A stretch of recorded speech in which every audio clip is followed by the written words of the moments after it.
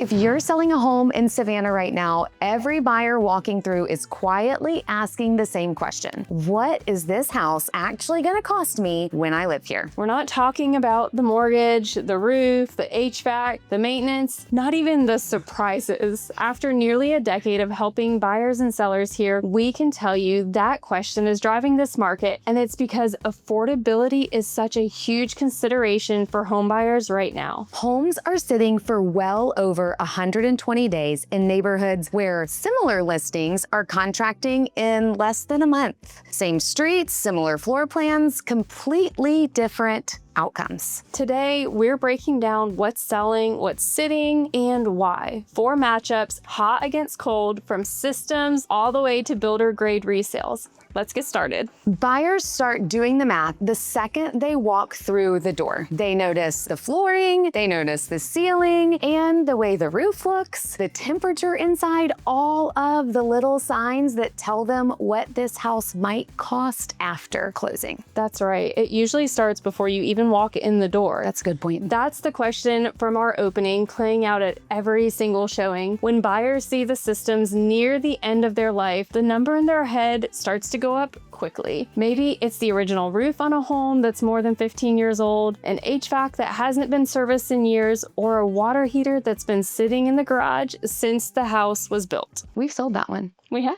About 36 years old when we sold it. It still worked. It still worked. In coastal Georgia, HVAC systems tend to have shorter lifespans than they do inland. That's because they work hard. That's because they work hard. It's true. Salt air corrodes the outdoor components, and our humidity keeps them running harder and longer. Asphalt shingle roofs in our climate generally last around 15 to 20 years before insurance carriers start paying closer attention. Standard hot water heaters are only good for about 8 to 12 years here. If you are pricing your home like a premium listing and you haven't updated the systems, you have a problem. The buyer is going to take that cost out, and it's going to come out of your bottom line one way or the other. That may come through a lowball offer, a heavy repair credit, or they may walk away altogether. The flip side is what we're seeing in the homes that are moving right now. There are patterns among listings that buyers feel better about right away. The roof is under 5 years old, the HVAC is newer and serviced regularly, and the water heater still has life left in it. These are the homes where much of the guesswork is already gone. In 2026, that kind of certainty is worth money to a buyer. Buyers have a sense of what these things cost. A new roof on a typical home in coastal Georgia often lands them around $15,000, and an HVAC replacement can run from $10,000 to $20,000, depending on the size, the quality of the unit, the number of units that you have. Here's a pro tip. The smartest sellers we work with don't just do the work. They document it. They have roof warranties, HVAC service records, water heater receipts when they've been replaced. All of it can go into our listing package, and it gives the buyers hard evidence of a well-maintained home. That peace of mind goes a long way in the market right now. Remember that documentation habit, because it shows up again in a tale of 2 listings that we're going to share later on in this video. When the big ticket items are handled, the home feels like a safer investment. Homes that feel like safe investments get offers. That's the difference between 30 days on market and 130. Updated systems alone are not enough though. The next group of homes sitting on the market in Savannah are getting passed over for a different reason entirely. Before we get there, if you're trying to figure out which side of this split your home is on, or you're relocating to Savannah and want a real read on what's worth your money, this is what we do every week. Our contact info is in the description below. Reach out and we'll walk you through your situation. All right, let's get back to it. The next group of homes sitting on the market comes down to one thing: deferred maintenance. That's a bad word in our vocabulary. Buyers might see a ceiling stain, worn weather stripping, wood rot on the exterior trim, cracked caulk around the windows, gutters full of leaves, or carpet with pet stains. On their own, those things may not kill a deal. Together, they make buyers wonder what else may have been let go. Every small flaw speaks for a bigger problem that the buyer can't see. A ceiling stain makes them wonder about the roof. A rusted pan under the condenser makes them wonder about the HVAC. Pet odor makes them question the whole house. Trust us on that one. Keep the fear of the unknown in mind because it comes back later in this video with homes that look perfect on paper. In coastal Georgia, deferred maintenance hurts more than it would in drier markets. Salt air corrodes metal, and wood rot moves faster on porches, trims, and decks than many relocation buyers expect. One thing that many people don't realize is that Georgia sits in a zone with the highest termite risk in the country. Subterranean termites aren't an if here, they're actually a win. I can speak from experience. Yes, you can. On that. The truth is that visible termite damage can absolutely kill a deal before it ever starts. When an experienced agent like our team at the Wellspring Group shows a property to a home buyer, they are trained to look for this type of damage. And once it's pointed out, a buyer starts imagining the damage behind the siding, inside the wall framing, and under the subfloor. And when you don't have a termite bond, you've handed the buyer one more reason to question everything else. The flip side is the home where every small detail says someone has been paying attention, and the buyer feels that the second they step inside. Last year, we sold a home that the homeowner had a whole manual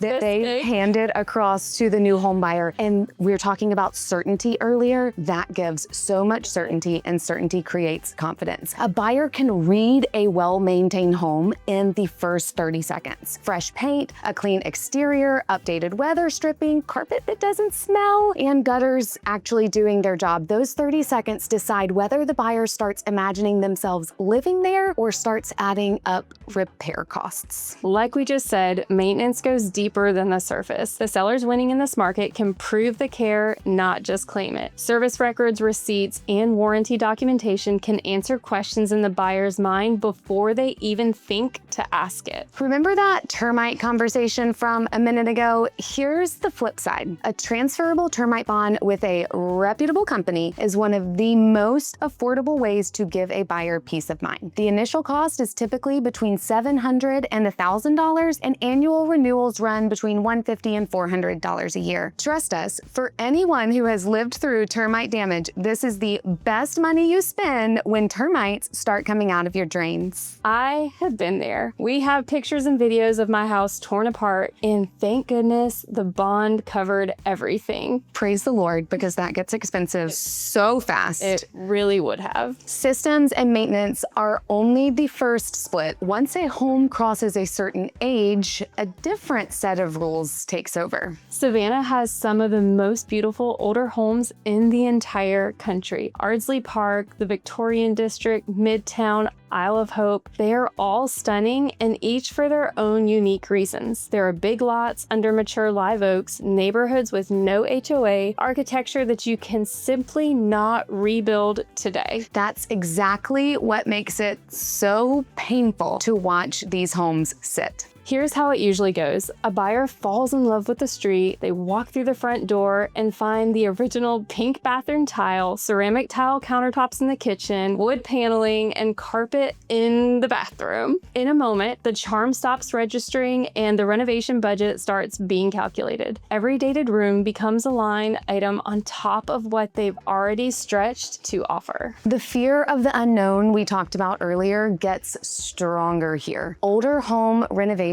usually means walls coming down, and what's behind those walls is rarely good news. Old plumbing, cast iron drain lines, and wiring that was never built for modern loads. Sellers who've already done that work and handled those surprises get to charge a premium. Sellers who haven't get priced for that risk. The pricing mistake we see most often is believing you'll get the same number as the updated home down the street because you share the same neighborhood. You won't. You're not selling the same same house. In the regulated historic districts, there's one more layer to consider. Exterior changes require a certificate of appropriateness from the Metropolitan Planning Commission, which adds time and cost to any renovation plan. That kind of small detail that makes working with a local expert like our team here at the Wellspring Group so important. So what does the renovated version of that home look like, and why are buyers paying a premium price for it? That's next. The older homes that are moving and selling at the top of their price range are the ones with updates that fit the home's character. You don't put gray shaker cabinets in a 1920s bungalow, and you don't style a classic mid-century home like a modern farmhouse. It's a travesty. It is a travesty.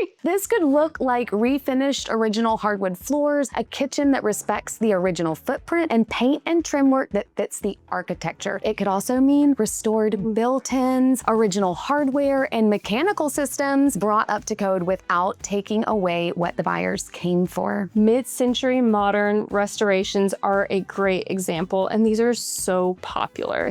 When someone takes a mid-century home and updates it to feel like a fresh version of itself, buyers fall in love. You just can't get that look from new construction options. Absolutely not. These homes also tend to come on larger lots with the mature landscaping Niki mentioned a minute ago, and low or no HOA neighborhoods. That mix of character, space, and fewer HOA limits is something new construction homes in Pooler or Effingham can't offer, regardless of the price point. On the flip side, there's a whole group of newer homes facing the opposite problem, and the math behind it is rough. Here's where the numbers look hard for one specific group of sellers: those who bought new construction from a national builder in the last 5 years or so and are now trying to resell without having made many changes. You can spot builder grade right away. Flat paint on the walls, original faucets, original bathrooms and light fixtures, no ceiling fans in the bedrooms, and landscaping that amounts to 3 shrubs and maybe 1 tree. The hard truth is that the builder you bought from is probably still selling in your neighborhood with incentives at a level we haven't seen in recent decades. According to Resi Club research, Pulte alone is running incentives at 10.9% of gross sales price right now. On a $500,000 home, that's over $50,000 in incentives, mostly through mortgage rate buydowns and closing cost credits. Put yourself in the buyer's shoes. They can buy a 5-year-old resale with no warranty and no incentives, or the brand new version down the street with a builder's warranty and more than $50,000 in financing advantages. When both homes feel the same from the front door, buyers have very little reason to choose a lived-in resale. To compete, the home has to feel different in the right way. Custom updates, a fenced yard, full landscaping, anything that makes it feel less like a builder's spec house. That brings us to the tale of 2 listings that we promised you earlier. 2 homes in the same neighborhood, similar floor plans, built around the same time. One seller did the work. They replaced light fixtures, added custom touches throughout, priced realistically, and adjusted when the market gave them feedback, and they got their offer. The other seller kept telling us, it's a new house, I haven't even used the kitchen. This same floor plan was selling brand new in the high $400,000 range. He wanted to price in the mid $500,000 range with no real aftermarket updates. We parted ways after 24 days because the seller wasn't willing to adjust the strategy to the reality of the market. That's just one example of our 2026 real estate market. One seller embraced the circumstances and capitalized, while the other did not. That brings us to the kind of newer home that is winning right now. Walk into newer resale where the owners made it feel finished and upgraded, and you feel it the moment you open the door. Maybe it's shiplap or wainscoting, upgraded light fixtures, thoughtful wallpaper in a half bath, or sconces in the bedrooms instead of the builders not even putting light fixtures at all. It could also mean replacing the builder grain faucets and upgrading the flooring. We had a buyer leave feedback on a listing recently that said, this house is better than new. And that's really the goal. There's one update that catches buyers' eyes more often than almost any other feature in newer resales, and it's a simple one: a fence. Builders almost never install them, and they can be a pretty significant cost. For a buyer with dogs, kids, or both, a fenced yard can be the reason they pick your resale over new construction down the street. We have watched it